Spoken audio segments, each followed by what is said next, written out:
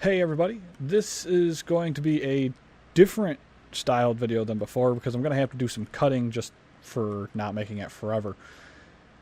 In your Arbiter, after you do the Earth Junction, you will get a nice little present in the Void Relic module. It's attached right over here. The new Void Prime Item Drop system. How this works is that instead of keys, you now have these relics. And you can see as you click on them, it changes everything that, they drop to show effectively what they drop. There's still 4 tiers, except for they're now referred to as eras: Meso, Neo, Axi, Lith. And then we have all the parts. Missions, the Void Fissure missions, you will go and do them. It will change whatever the mission is. The Fissure itself part will be the same. The reward that you get is after you beat the mission. Both the mission and the fissure have to be completed successfully in order for you to get your reward. It also shows not only the part, but the occurrence, the odds of you getting that part. As you can see, you have high odds between these 3. So you could consider these like maybe each one is 25%. And then all these are the remaining 25%, with this one being maybe 5. So maybe you have like a 15, a 10, or another 15, and 5, or however it spreads out. But these 3 are the ones that you will be getting most often when you cash in on this reward.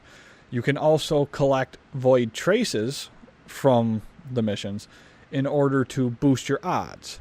So if you go with Radiant, you will see that it's now more evened out across the board, so it's anybody's game as opposed to heavily being weighted towards the first 3 items. This is nice because the more you play and don't get what you want, the more chances you have towards getting the thing that you do want. Now the fissures themselves can be found in this little drop down here for Void Fissures. You will need the actual level in order to do it. For example, I haven't really gone through the new Void map yet and unlocked everything. So I can't go and do the mission on Mott because I don't have access to Mott. As you can see, the actual mission types all changed. The tiers are all there, including different levels of enemies.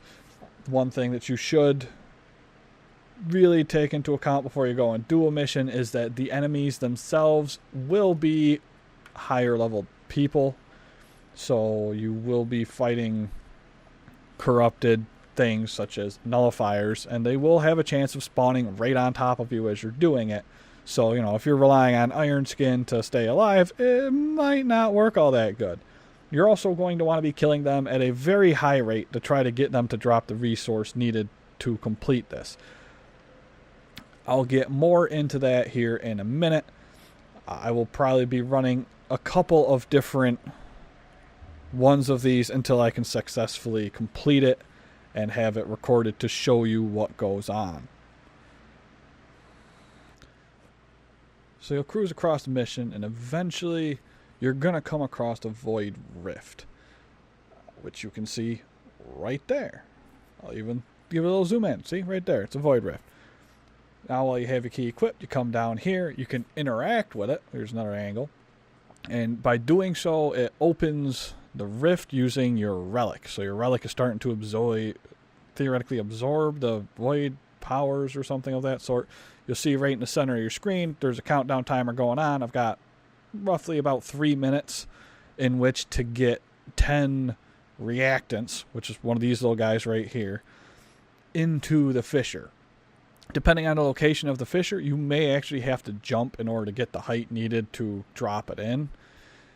And the only thing that's going to drop these reactants is the bad guys that came out of the rift. So any of your corrupted type enemies that are popping out of the rift is really what you want to focus on killing here. This is admittedly my 3rd solo attempt in doing this.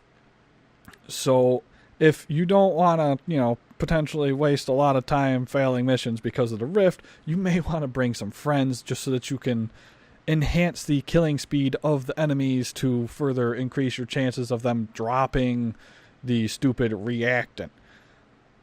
Now, this is very similar to another game type, survival.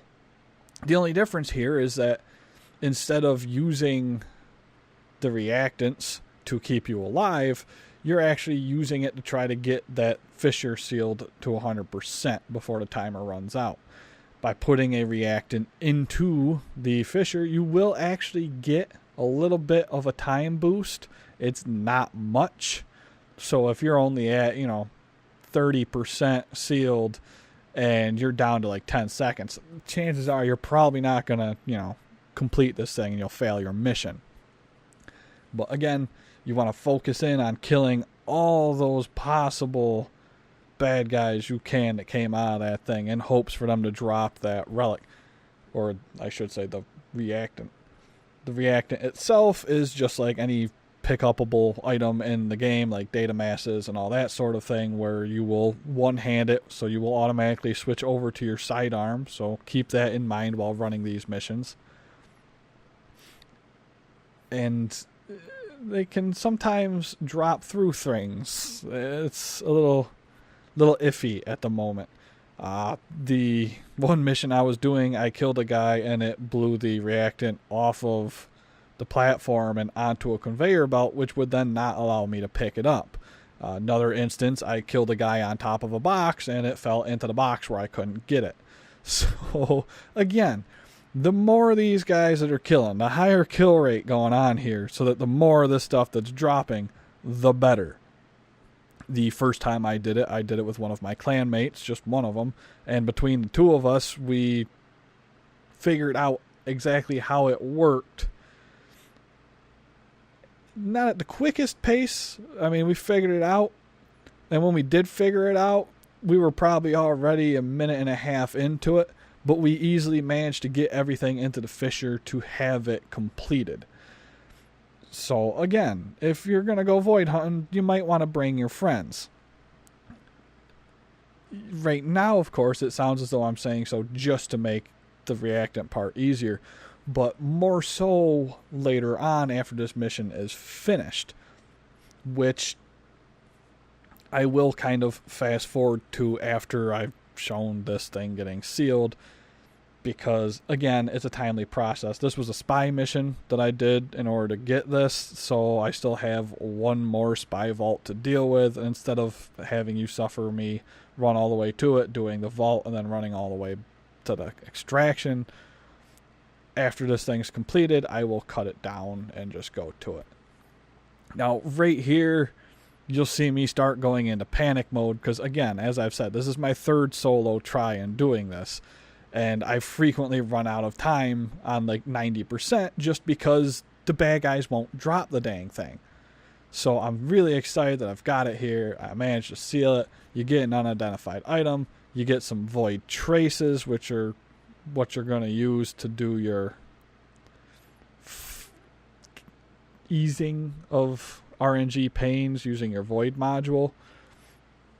You can also, I believe, run around to see if any of the excess of guys you've killed that have dropped void traces is there, and if you pick that up, I believe it might add to your void traces. I'm not entirely positive.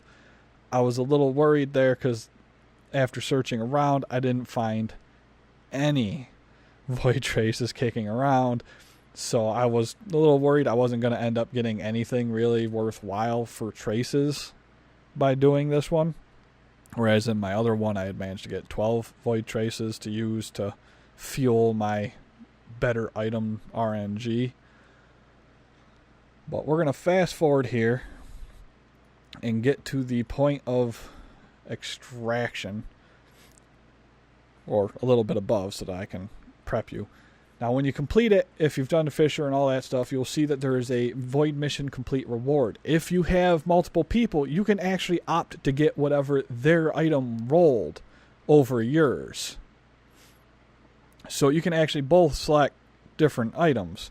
For instance, if I wanted a Lex Prime part and maybe like a Paris Prime part or something dropped up from my friend, but they really wanted a Lex Prime part instead of the other one, you could get it.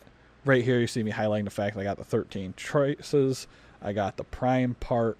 I also happen to have an identified F2 relic, which is nice. And now we're going to run back down and show that the traces are actually counted.